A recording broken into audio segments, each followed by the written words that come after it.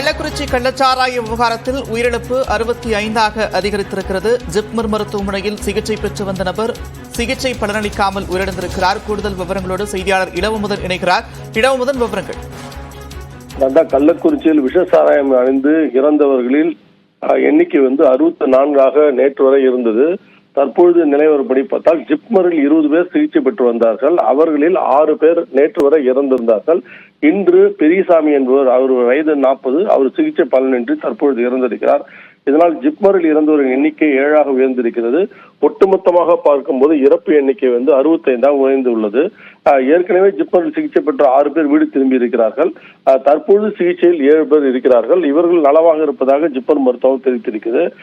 இப்பொழுது மதியம் ஒருவர் இறந்ததை தொடர்ந்து ஜிப்மரின் இறப்பு எண்ணிக்கை 7ஆகவும், ஒட்டுமொத்தமாக கள்ளக்குறிச்சியில் விஷசாராயம் இருந்தவர்கள் எண்ணிக்கை 65ஆகவும் உயர்ந்திருக்கிறது.